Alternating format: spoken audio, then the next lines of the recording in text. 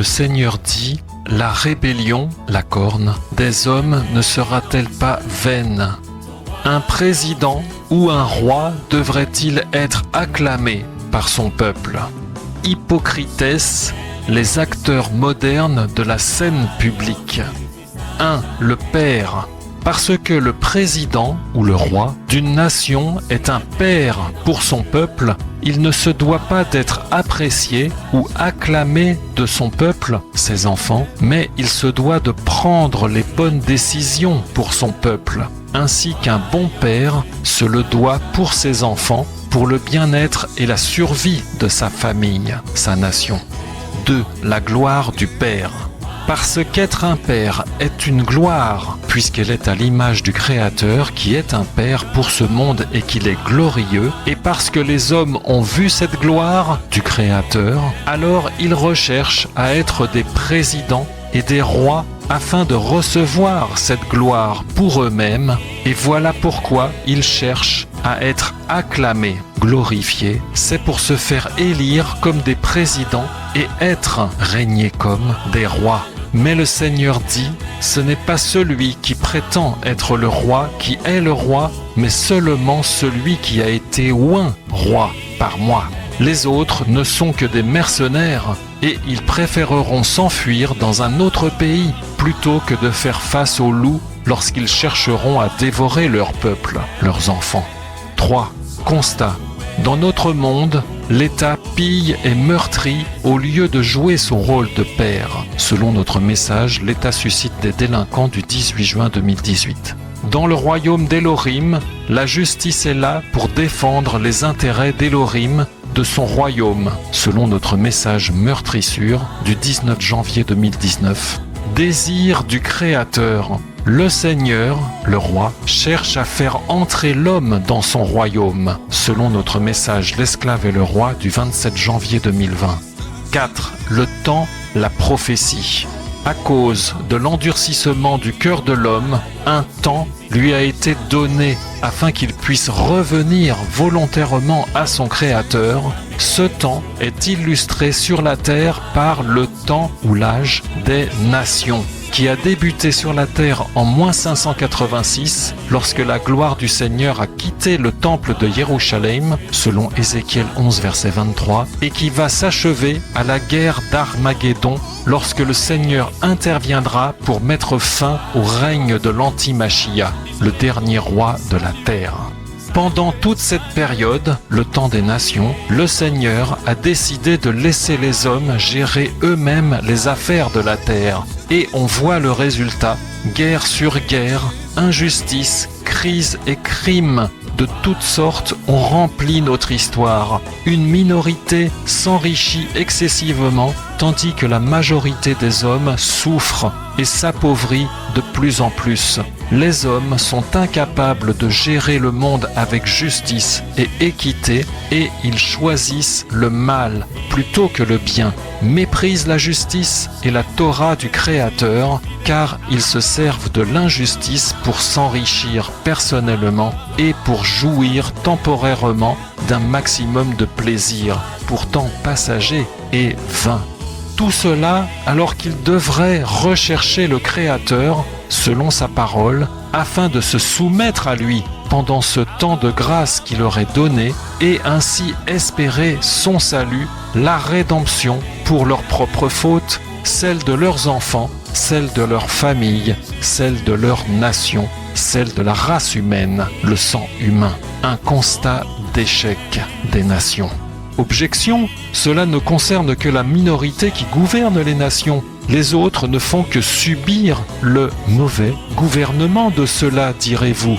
Réponse du Seigneur. Tous les hommes ont la même cupidité et la même soif du pouvoir. Ceux qui subissent le gouvernement des autres espèrent eux-mêmes, secrètement dans leur cœur, saisir le moindre pouvoir possible afin de s'enrichir au maximum et régner et dominer et jouir comme les autres. C'est pourquoi les hommes jouent au loto ou suivent des formations animées ou miroitées par ceux qui prétendent être des modèles qui sont devenus des riches ou s'intéressent à la politique, c'est afin de devenir des rois. C'est ce que recherchent les hommes de ce monde. Tout le monde joue l'hypocrisie dans le but de régner. 5. Que faut-il donc faire, direz-vous ?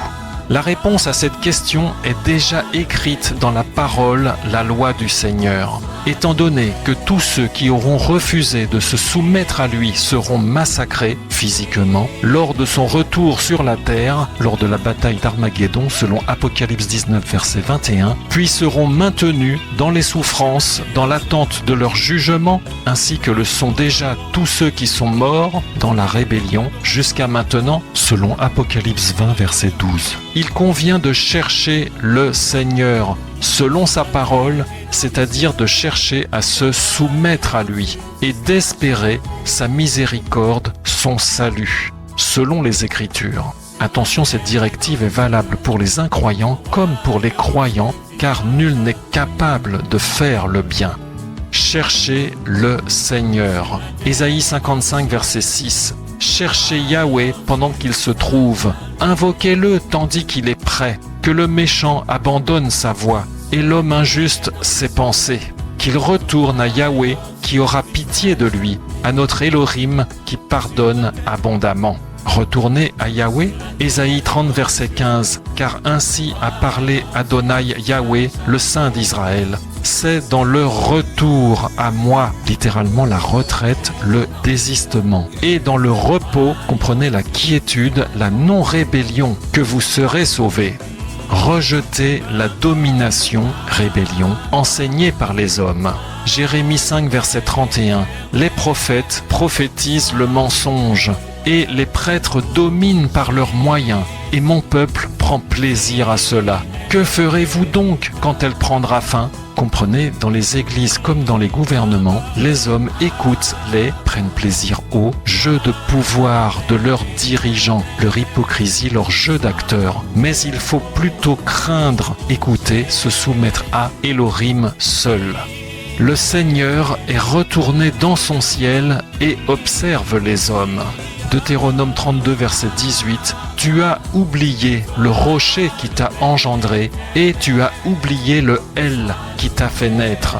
Yahweh l'a vu et a été irrité parce que ses fils et ses filles l'ont provoqué à la colère. Et il a dit, je cacherai ma face.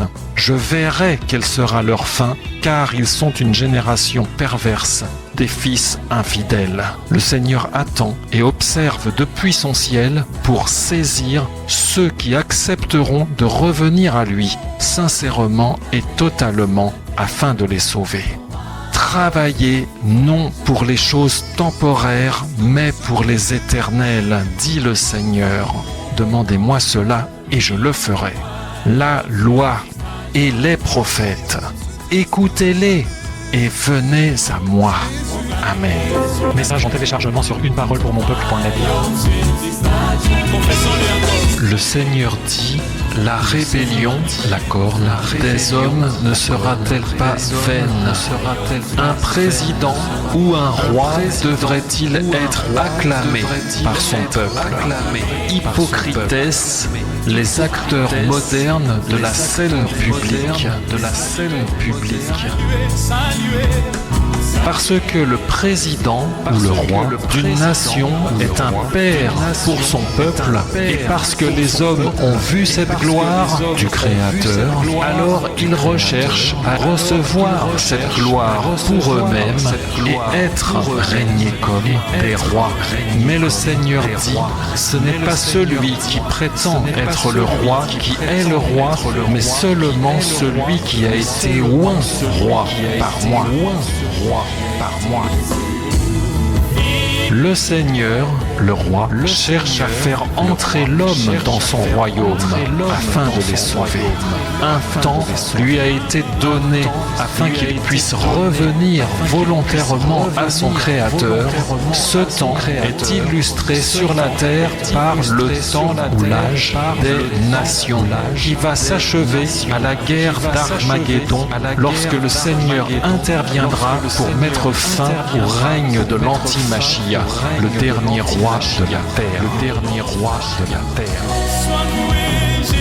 Pendant toute cette période, le temps des nations, le Seigneur a décidé de laisser les hommes gérer eux-mêmes les affaires de la terre. Et on voit le résultat. Les hommes sont incapables de gérer le monde avec justice et équité et ils choisissent le mal plutôt que le bien. Plutôt que le bien. Tous les hommes ont la même cupidité, tout le monde joue l'hypocrisie dans le but de devenir des rois, Ton royaume subsiste à jamais. Sur la terre et dans les cieux, ton royaume subsiste à jamais.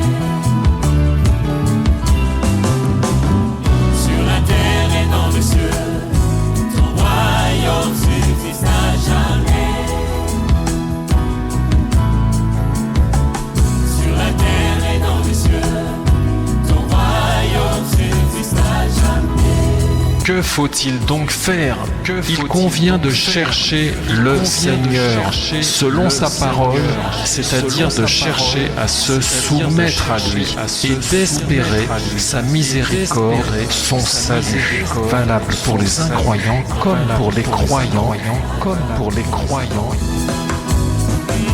C'est dans le retour à moi, la retraite, le désistement, et dans le repos, la quiétude, la non-rébellion, que vous serez sauvés.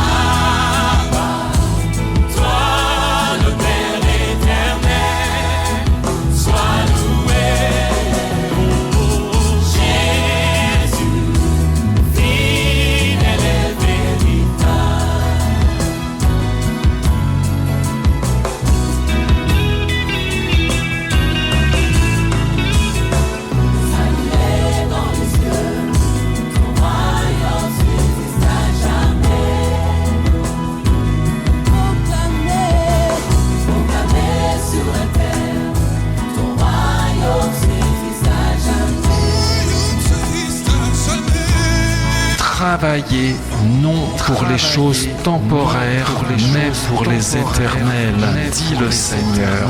Demandez-moi cela, et je le ferai. La gloire et les prophètes, écoutez-les, et venez à moi. Saluez